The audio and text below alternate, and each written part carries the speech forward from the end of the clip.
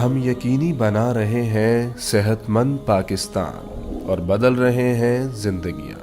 بہترین صحت کی سہولیات کی فراہمی سے آپ بھی بیماروں کے لیے مسیحا بن سکتے ہیں۔ اپنے صدقات اور عطیات MTJ فاؤنڈیشن تک پہنچائیں۔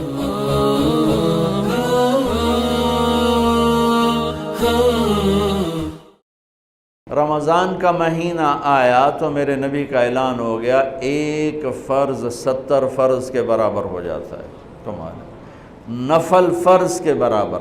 فرض اور نفل میں فرق کیا ہے؟ حضرت علی ہی کا فرمان ہے کہ جس شخص نے ایک فرض روزہ چھوڑ دیا پھر قیامت تک اس کی قضا میں نفل روزے رکھتا رہا تو ایک روزے کا یہ سارے روزے بدلہ نہیں ہو سکتے۔ ایک نماز چھوڑ دی اور پھر اس کی قضا میں قیامت تک نفل پڑھتا رہا تو فرض نماز کی ایک رکعت کے ایک سجدے کے برابر بھی نہیں ہے۔ فرض میں اتنی طاقت ہے۔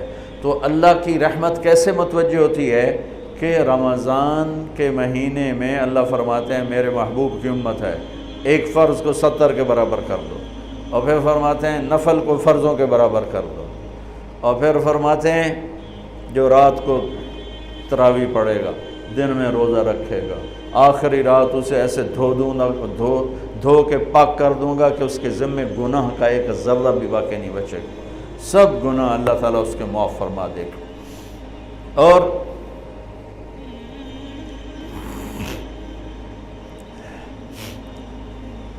میرے نبی نے فرمایا من صام رمضان ایمانا و احتسابا، دوسری بھی من قام رمضان ایمانا و احتسابا، جس نے روزہ رکھا اللہ کی رضا کے لیے، جس نے تراویح پڑھی اللہ کی رضا کے لیے، اس کے پچھلی زندگی کے سارے گناہ اللہ معاف فرما دیتا ہے۔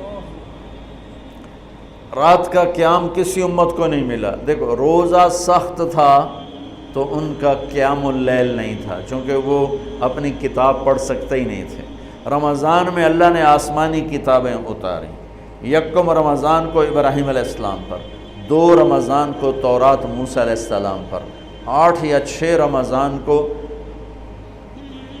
عیسیٰ علیہ السلام پر، موسیٰ علیہ السلام پر، ان پر داؤد علیہ السلام پر زبور کو اتارا، اور 12 یا 18 رمضان کو عیسیٰ علیہ السلام پر انجیل کو اتارا، اور 21 رمضان کو اللہ تعالیٰ نے پیر کی رات لیلۃ القدر میں غار حرا کے اندر اللہ تعالیٰ نے اپنے محبوب پر کتاب کو اتارا۔ وہ کتابیں فل آ گئیں، لکھی لکھائیں۔ قرآن فل نہیں آیا، قرآن صرف ایک سورت کے 19 الفاظ آئے بس، اور پھر 23 برس میں قرآن اترا۔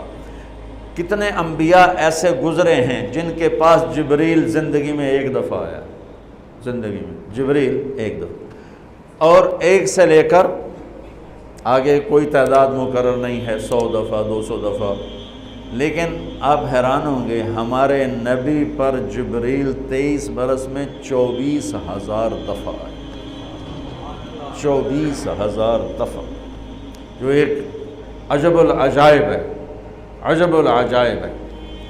تو میرے بھائیوں، رات کی تراویح، دن کا روزہ، تراویح میں کیا ملنے والا ہے؟ میرے نبی کا فرمان ہے ہر سجدے پہ 1,500 نیکی، ہر سجدے پہ 1,500 نیکی۔ تھوڑی اپنی کاروباری مصروفیت گھٹاؤ، اپنی کاروباری مشقت گھٹاؤ، اپنے ملازموں کی بھی مشقت گھٹاؤ، تاکہ وہ تراویح پڑھ سکیں، روزہ رکھ سکیں، بشاشت سے پڑھ سکیں، اور اللہ کا فضل ہے ڈھیلے سے ڈھیلا حافظ بھی ہو تو 1.5 گھنٹے میں سارا کچھ نمٹ جاتا ہے۔ اتنی سی ہمت کرو میرے بھائیوں کہ افطاری میں تھوڑا کھاؤ۔ اگر تم پہلوانوں کی طرح شروع ہو گیا نا، پھر تو تم سے عشاء بھی نہیں پڑھی جائے گی، تراویح تم نے کیا پڑھنی۔ روزہ جسم کی فالتو چیزوں کو جلاتا ہے، روزہ ایک قوت پیدا کرتا ہے ایمانی شیطان کے خلاف۔ وہ کیسے پیدا کرتا ہے شیطان کے خلاف؟ اللہ تعالیٰ حلال کو بھی حرام کر دیتا ہے، جب بیوی کو بھی شہوت سے دیکھنا حرام ہو گیا اور یہ اس پہ قابو پا گیا تو اوروں کی عزت کو یہ حرام نظر سے کیوں دیکھے گا؟ جب یہ حلال کھانا چھوڑ گیا تو یہ جھوٹ کیوں بولے گا؟ یہ گالی کیوں دے گا؟ یہ غیبت کیوں کرے گا؟ جب یہ کان میں دوائی ڈالنا چھوڑ گیا کہ روزہ ٹوٹ جاتا ہے تو یہ اوروں کی غیبت کیوں سنے گا؟ اوروں کی برائی کیوں سنے گا؟ جب یہ آنکھ میں دوائی نہیں ڈالتا ہے کہ وہ حلق میں جاتی وہاں سے وہ پیٹ میں چلی جاتی ہے، روزہ ٹوٹ جاتا ہے، تو یہ ان آنکھوں سے غلط کیوں دیکھے گا؟ یہ غلط کیوں کسی کی عزت کے اوپر اپنی بددیانت نظر کو ڈالے گا؟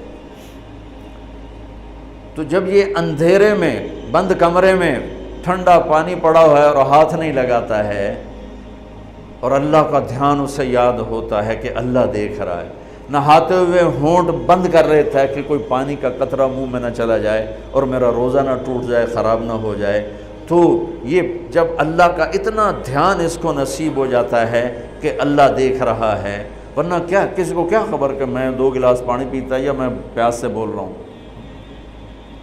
تو جب وہ اللہ کو اتنا اپنے دھیان میں لے آتا ہے کہ اللہ دیکھ رہا ہے، میں پانی نہیں پیوں گا، اللہ دیکھ رہا ہے، میں بیوی کو ہاتھ نہیں لگاؤں گا، اللہ دیکھ رہا ہے، میں کسی کی عزت پر بری نظر نہیں ڈالوں گا، اللہ دیکھ رہا ہے، میں کسی کی برائی نہیں سنوں گا، اللہ دیکھ رہا ہے، میں کسی کی برائی نہیں کروں گا، تو پھر جب یہ بازار میں جائے گا تو جھوٹ تو نہیں بولے گا، جب یہ تولے گا تو غلط تو نہیں تولے گا۔ ہاں یہ الگ بات ہے، بہت سے مجھے ملے کہ جب بس رمضان میں جھوٹ چھوڑ دیتے ہیں، اس کے بعد پھر شروع ہو جائے گا۔ رمضان میں رشوت نہیں لیتا ہوں، اس کے بعد پھر شروع ہو جاتا ہے۔ تو چلو شکر ہے 1 مہینہ تو مسلمان رہتے ہیں۔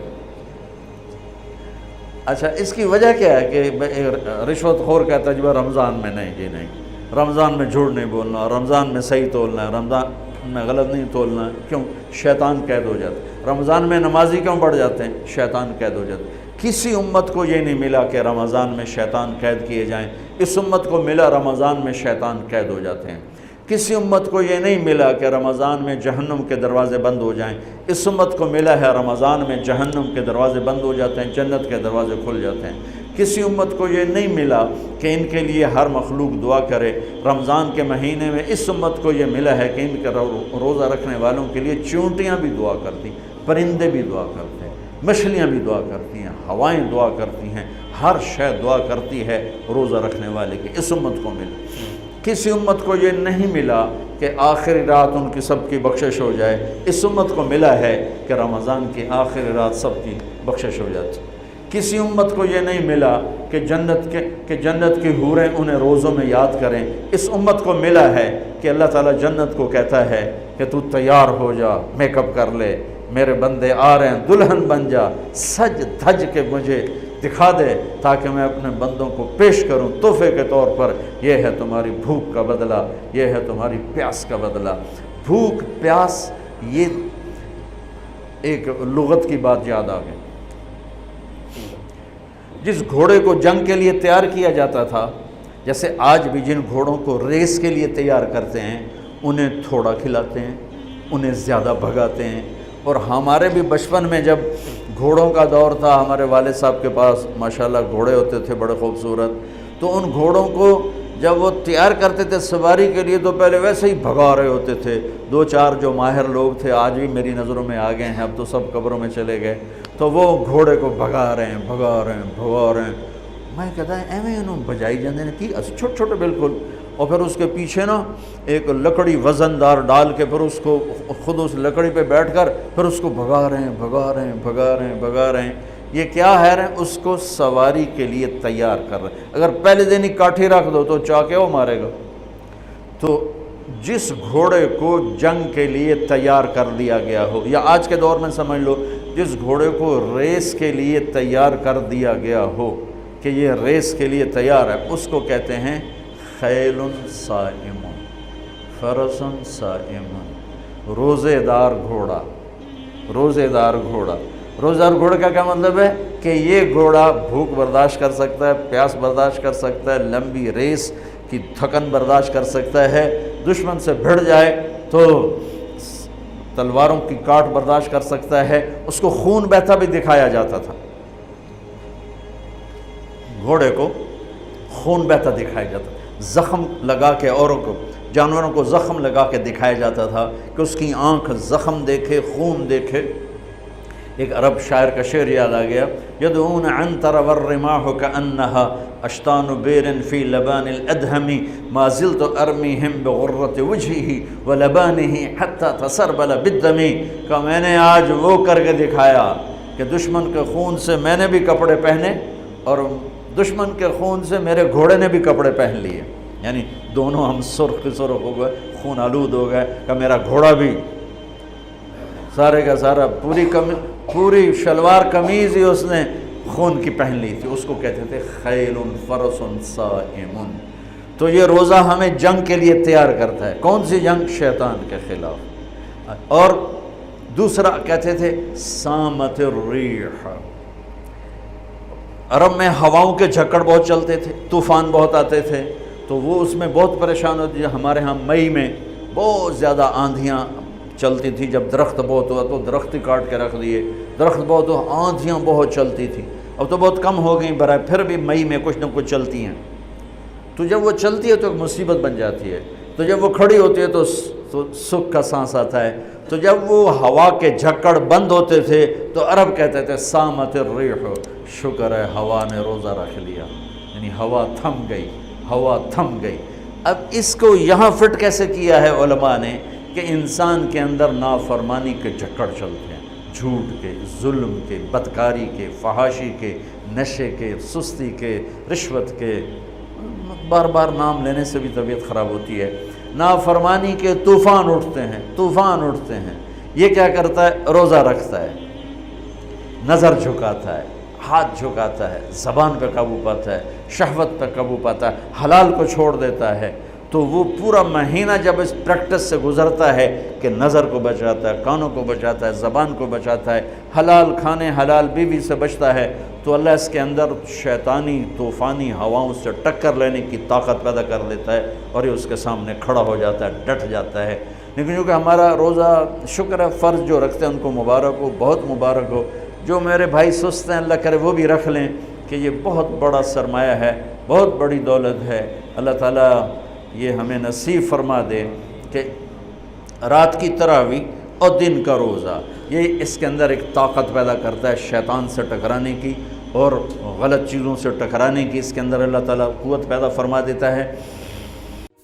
کیا آپ چاہتے ہیں اپنے اور اپنے پیاروں کے لیے نیکی کا کبھی نہ رکنے والا سلسلہ؟